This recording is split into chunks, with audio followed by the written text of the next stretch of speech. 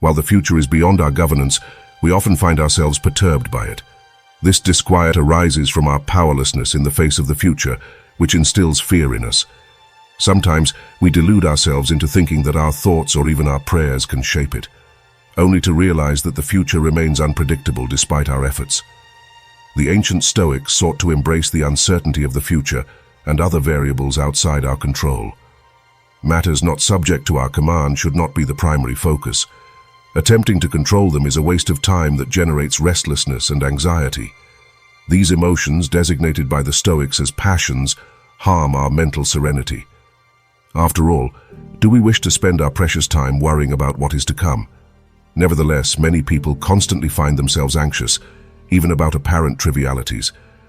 Epictetus argued that we should concentrate our efforts only on what is within our willpower and disregard what exceeds the bounds of our control. Even the issues we consider significant enough to occupy our thoughts do not deserve our concern. If we strictly focus on our actions, thoughts, opinions, and activities, external contingencies will not disrupt our inner peace. They will occur naturally, like rain or the waves of the sea, while we maintain our tranquility.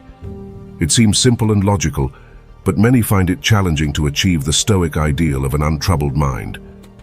Nevertheless, even modest progress, meaning a minimal reduction in worry, is considered a valuable advance. So, how can we cease to anguish over what is beyond our control, especially if that is all we do? Fortunately, the Stoics left us some precious guidance in their writings that can help us reduce apprehension in an uncertain world. Lesson 1. Exercise caution. Worry can be seen as a form of illusion. When we worry, we immerse ourselves in speculations about the future, creating mental narratives. It's as if we are watching a movie or playing a game in our minds. We choose to engage in these fantasies and allow them to invade our thoughts. However, Seneca the Younger, a Stoic philosopher and statesman, argued that this is not a healthy way to live. He stated that our mind often fabricates imaginary threats from neutral situations, making reality worse than it really is. He said, "Sometimes our mind invents problems where there is no sign of a real problem. It amplifies ambiguous words and assigns negative connotations to them. Or it imagines that personal disagreements are more serious than they really are, not concerning itself with how angry the other person is, but with what they could do if they became angry." These fantasies may seem useful because we believe we can use them to anticipate the future. However, by allowing these imaginations and speculations to consume us, we cause unnecessary suffering to ourselves and others. Fear is contagious, and if we spread despair and sadness, others will follow suit. For example, let's imagine a group of strangers approaching in the distance. We are unaware of their identities, origins, and intentions. Upon seeing them, our mind begins to create fantastical stories. They are coming to attack us. They will probably kidnap and subject us to cruel torture. Our hands tremble, sweat drips, and we tell others that we are doomed. Everyone starts to panic. However, after some time, these people, despite their frightening appearance, simply pass by us. Some even greet us. In summary, nothing terrible happened. Most of the time, our fantasies about the future do not come true. They exist only in our minds. Nonetheless, many people spend hours creating and nurturing these fantasies.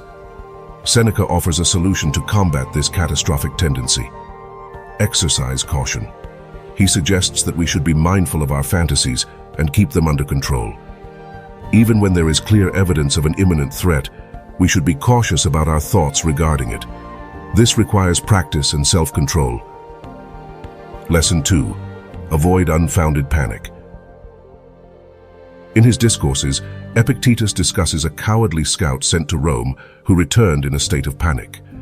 This scout reported that the situation in Rome was terrible, with death, exile, and poverty everywhere, and the enemy was lurking.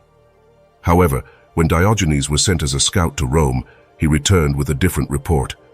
He did not deny what the previous scout had witnessed, the presence of death, exile, and poverty. However, instead of panicking, Diogenes stated, "Death is not terrible, for it is not dishonorable. Sleeping on the ground is a comfortable bed. There is no enemy nearby. Everything is peaceful." When asked how he knew there was no enemy nearby, Diogenes replied, I was not struck by a single arrow. Was anyone pursuing me or did anyone harm me? I did not flee from anyone, right? The crucial difference between the observations of the cowardly scout and those of Diogenes lies in how they interpreted what they saw. The scout viewed things as terrible, while Diogenes saw them as peaceful. The situation was the same, but their perception was different. If we consider things as terrible, it is natural for us to worry that they will come to pass. For the Stoics, the key is to see things clearly and assess whether it's worth worrying. Lesson 3. Do not be a captive of uncertainty. By worrying about what the future holds, we surrender our happiness to the whims of fate, and the more we desire something, the more we anguish over it. However, worrying will not alter the final outcome of fate. Why fix our attention on what is beyond our control? Why not focus on what is within our sphere of influence?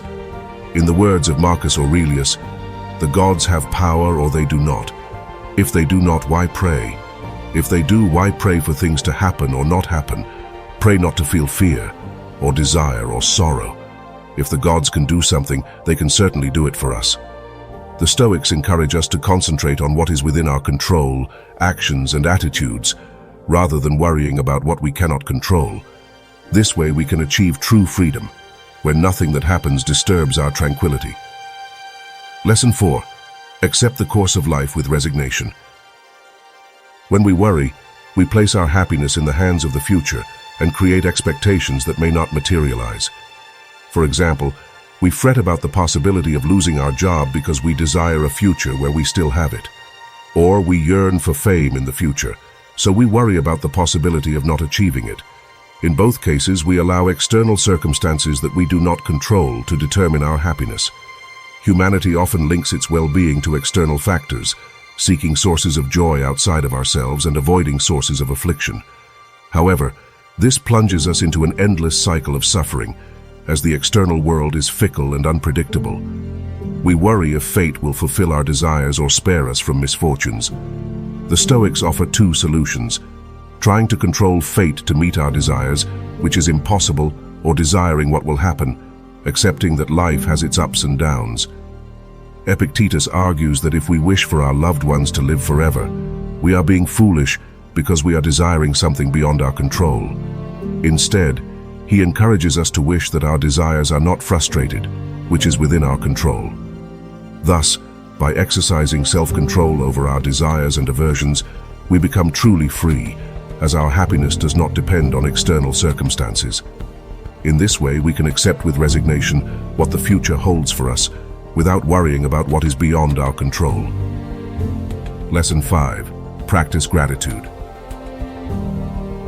A fundamental lesson from the Stoics is the importance of gratitude. By cultivating gratitude, we can find contentment and joy even amidst the uncertainty of the future.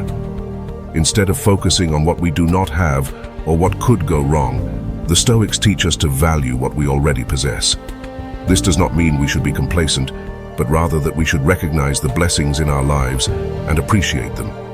The practice of gratitude helps us maintain a positive perspective, even in the face of challenges and setbacks. It reminds us that regardless of what the future holds, there is always a reason to be thankful. By focusing on the present and appreciating what we have, we can confront the uncertainties of the future with greater serenity and equanimity. Gratitude connects us with the present moment and helps us find joy in life's small things, making us more resilient in the face of adversity. Therefore, a valuable lesson from the Stoics is to practice gratitude as an antidote to excessive worry about the future and a way to cultivate inner peace in all circumstances. Subscribe now to never miss any exciting content we've prepared for you. Click the subscribe button and join the family today. And don't forget to give us a like if you enjoyed this video. It helps us keep bringing you high-quality content. Leave your comments below and share your thoughts and suggestions. We want to hear from you and create content that interests you. Turn on the notification bell to be the first to know when we release a new video. Don't miss out on updates and exclusive news. Join us, be a part of this incredible journey, and let's grow together. Your support is what motivates us to keep producing fantastic content for you. Thank you for being a part of our community.